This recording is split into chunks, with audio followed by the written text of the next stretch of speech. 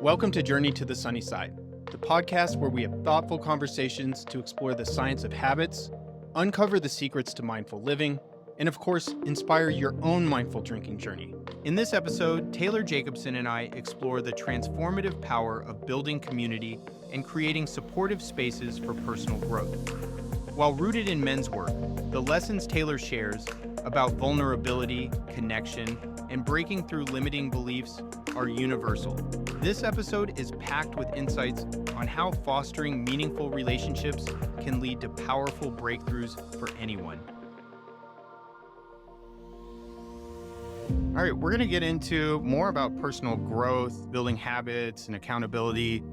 But you have your own background, and you and I were just talking about your first men's group that you started. And I want to know what made you want to explore men's work and what makes it uniquely impactful for your personal growth. I've been doing men's work in one form or another for about 15 years, and it has absolutely been one of the most effective things and just like changing my life very consistently over that time. You know, the thing that first turned me on to men's work was an article I read about a men's group called The Elephant. It's really like reach out to this author and thank him. I read this article, and at the time I was a struggling solopreneur in New York, spending my savings on my rent and very stressed out. And I was talking about just a level of mutual vulnerability and support and accountability that just sounded like a dream to me as somebody who just felt very isolated and like I was failing. And so I made a list of men in New York that I respected, that I admired, that ultimately I felt I want to become more like these people. And I pitched them on this idea that, hey, let's get together for a few hours every month in a very confidential setting.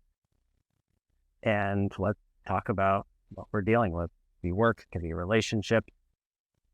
And to my surprise, all of these guys, again, who I really looked up to, all of them said yes, which kind of looking back, I think speaks to how much this is a need for so many men. And so we started doing this thing where we would get together and we would each share a check-in, here's what's been going on over the last month since I saw you guys. And if there is a topic that I'd like support on, here's what it is. And so we spend most of the, usually a 3 or 4 hour meeting, spend most of the time digging into, usually one issue per guy. And this structure, and I've done different styles of men's group, but they're all essentially this kind of support.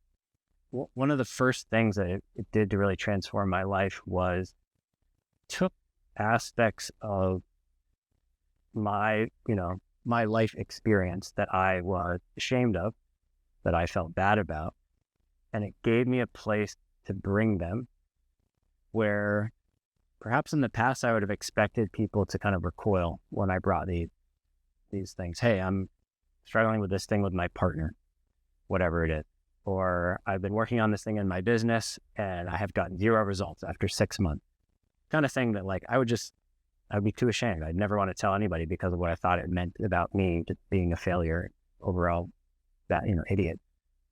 Instead of recoiling, these men would just kind of dig in with me, like no adverse response whatsoever. Just, all right, let's get this thing out on the table and here's some questions. Let's understand it better and unpack it and find some solutions. And doing that process over the course of months and years, you start to break up these beliefs that all these things are actually bad in the first place, right? And so instead of letting these kind of core struggles kind of wither in the shadows where they would not get addressed, not get fixed, and continue to screw with my life, I was getting support with them. And also just breaking up the belief that there was anything wrong with me, because these men that I grew to love, in addition to, respect and admire, they didn't think there was anything wrong with me. They were there for it. And by the way, they did they participated in the exact same process where it was very clear that they had many things that, they were struggling with. And they also wanted my support with these things. And so that process is just like very, very healing for my psyche. I did one of these men's retreats once, and it was the first time I did one. What I realized is that a lot of men in a group, there's some that may tend to posture themselves against others. Some may be competitive. Some be defensive just out of default. And it seems like it gives you a safe space to be with other men, to be whoever you need to be at that time, whether it's vulnerable, whether it's just to be able to talk about something. Yeah. I mean, men do respond to the presence of women, and women to the presence of men. And there's a certain safety that can be created by having just men present. And then there's also, like you said, there's, shared struggles that are unique to men. So yeah, I've personally really gotten a lot of value from that environment. What do you think it is about those environments that you get the most growth out of? Is it just being able to be open and get feedback? Is it to dig into the insights around your habits or emotions? Where do you draw the most benefit from this?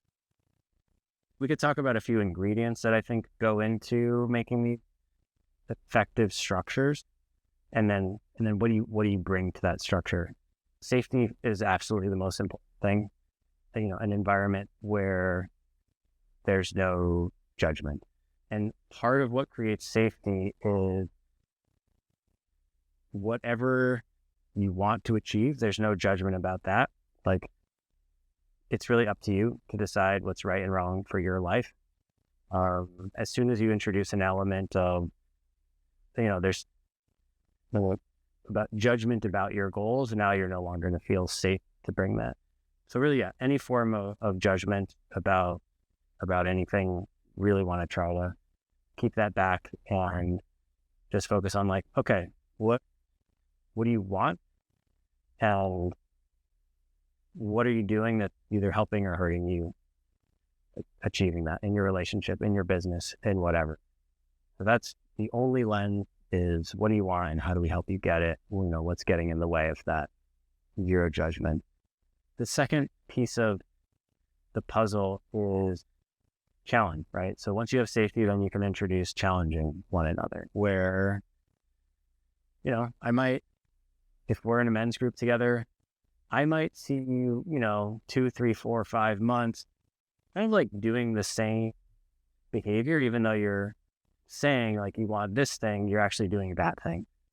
And so you might know that on some level, but it also might be a little bit unconscious for you that you're, you say you want to hook a big fish in your business, but you're spending all your time, like answering email. Something that's, you're not going out to the conference or trying to, take the big swings to get in front of the big fish that you really want to hook.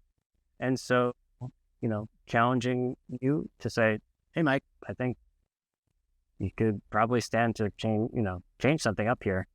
And finding a way to do that even when the stakes are really high, and challenge, for example, when we're talking about relationship, like that is generally the most like intimate, high stakes, intense kind of content. But if you can cultivate enough safety and trust, then you can challenge each other even in the most intimate and kind of scary of domains. And then the third ingredient is consistency.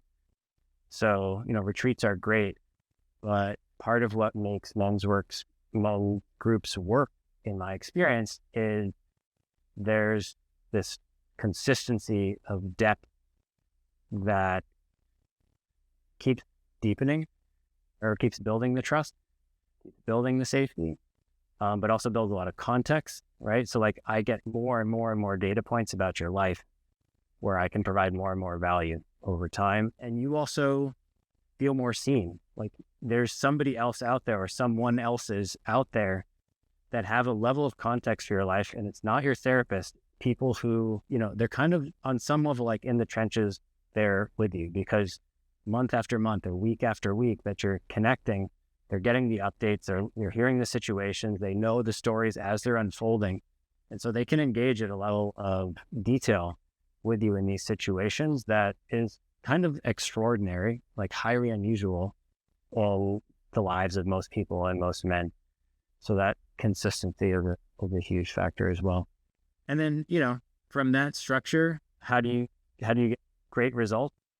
I mean, you show up and you be as vulnerable as you can be, right? Both in terms of what you're sharing about what you're going through and in terms of what you permit yourself to say to another man about what he's going through, which is also can be very vulnerable.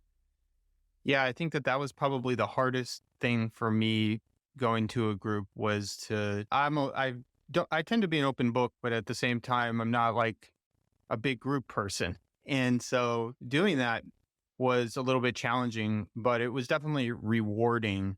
What would you say to somebody that maybe feels a little bit like what I just described, that they feel like maybe something's lacking? Maybe they want some accountability or consistency, but they need to get over themselves a little bit to take that first step. Yeah. Well, first I would validate that it is uncommon to have environments and relationships where it's safe to really share. The typical level of maturity that you're going to get from most of the people that you encounter in your life is not really adequate to bring this kind of content. I mean, this is why therapists go get a master's degree or a PhD or whatever. Part of what they need to learn is the skills of being non-judgmental, being safe for other people, right? So when I hear that somebody is fighting with their wife, I'm not freaking out, right? I know how to just listen. I know how to not jump into fixing mode. I know how to say, great, thanks for sharing. How can we support you? Instead of jumping into a story about a fight that I had with my partner, right? Which is going to leave that person feeling like invalidated. It's like, I just shared this thing because I want support and now we're talking about your thing, right? But that's so common, right? People don't know what to do with other people's vulnerability. So in order to deal with their own discomfort, they tell a story or they try to fix it, right? Those are probably the two biggest ones, is trying to fix other people. Yeah. And that, in my 20s, I used to do stuff like that in my 20s because I thought I'd relate to the other person, to say, I understand because I did this too. But then I realized that's not what they needed to hear. Totally. Unsolicited advice is like bane of humanity. So yeah, this is a long way of saying, I would just validate your experience and say, yeah, we need to be discerning about who we are vulnerable with. This is something Brene Brown talked about a lot. And you look for people that have maturity to not fix, to listen well, to bring curiosity. I mean, fundamentally, curiosity is probably the most valuable lens that somebody can bring. And as we develop that discernment about, where it's safe to bring our stuff, then we can get some more momentum. But it's super important to surround, to choose the right people. Give me an example where you did this and you're like, this works. Obviously with FocusMate, you did that kind of test run where you and your friend were sitting on the computer and you're like, this works. And this is more, it's the same. It's a person-to-person connection that'll keep you accountable, that'll be there and keep you on track. Essentially, this seems like a longer version, with a deeper connection. But was there an example where you just were like, this is going to make a difference? Yeah, I'll give you a great example where this really changed my life. When I was first working on FocusMate, my business, I knew that I wanted to raise some money. I wanted to go down that kind of approach. And I started to meet with investors and it wasn't going well, basically. And so my men's group at the time, they were kind of watching me go through this process and they were all like, this is a great idea. You got this. But in this particular meeting, what I brought was like, what's going wrong here? Like, how can I be more successful pitching this to investors? And one of the guys in particular had this insight where he he said, I think you're being too honest. And what he went on to explain by that was I was giving a level of detail that made it clear how insignificant Focusmate was at the time, how little traction we had. I was kind of getting bogged down in these details, which, of course, for a business that's only a few months, off the starting blocks, there's nothing impressive to show usually. And in our case, there wasn't, right? Now, to my mind, I thought we were doing fine. I was really excited about the data points that we were getting, but by going into all these honest details and, context, I was kind of killing the big narrative. I was killing the more aspirational and inspiring version of the pitch. And he just challenged me. He was like, look, man, you have an enormous vision of what's possible with this business. And instead you're getting bogged down in all these weeds in the name of honesty or authenticity. And he was like, screw that. Like, that's not going to get both of those pitches might be equally true. Only one of them is going to help these investors really connect with the possibility that's available here. They don't need to know all these details. Like, yeah, the details may be true, but that's not what they're here for. They're here to know if there's something really cool that they want to be a part of. And so he just like kind of blew my mind, and it was totally uncomfortable for me to adopt this other way of positioning myself and talk, like really owning this big vision. I thought only douchebags only megalomaniacs talk about, these big possibilities. But the truth was, that's what I saw. That's what I wanted. And I had this internal judgment about, that would make me a megalomaniac. So instead I had my pitch be like, this kind of very boring detail-oriented thing. So I changed my pitch and I raised money, and, here we are. Yeah, that's a great one. Sell your dream so that people want to join it. Yeah. Same process of, that's the process. It's like these men are tracking your life at a level of detail over time and can then bring this kind of challenge to bear on any situation, health, relationship, work, to challenge you to change, like our lives are just made up of these behaviors that we do over and over and over and over. And we don't sometimes see ourselves as clearly as we think we do. And to somebody who's watching us, or some ones that are watching us, can say, hey man, how about this way instead of that way? I think you'll get a better result. So if anybody's listening right now and is kind of thinking this might be something that they want to do, find a group where they can continue to grow and maybe reach some new goals. Where's a good starting point? I know that there's so many out there, but you probably have a few good ideas. Totally, yeah. If you're in a major metro, you might be able to find a men's group. So like I'm in Boston now, and I got on some different WhatsApp groups for, different activities. And I basically just networked and asked around, and I was able to find a few men's groups here. You can also check out a couple of national or maybe even international organizations, Everyman and Mankind Project. Everyman, I think it's spelled EVRYMAN. They have a kind of a rubric of how they suggest running a men's group. So if you want to start a men's group, you can just like take their structure and run with it. Mankind Project has a very robust, they have a lot of offerings, and can kind of, if you, I think, join some of their entry-level programming, you can learn a lot of the basics that can help you get off and running. But yeah, folks can also reach out to me. Just connect with me on LinkedIn, send me a DM. I'm happy to provide some pointers on, if you want to start your own group, how to do that. Yeah, that's great. If anybody's listening and they want to reach out, what's the best place to find you? LinkedIn is definitely best. It's Taylor Jacobson. If you connect with me, just include a little note, because I get a lot of requests without a note and I ignore them. But if you say, hey, I heard this podcast and I'm interested in men's work, happy to connect with you and provide some suggestions. Awesome. Well, thanks so much, Taylor. This has been a lot of fun. I appreciate it. This podcast is brought to you by Sunnyside, the #1 alcohol moderation platform. And if you could benefit from drinking a bit less, head on over to sunnyside.co to get a free 15-day trial.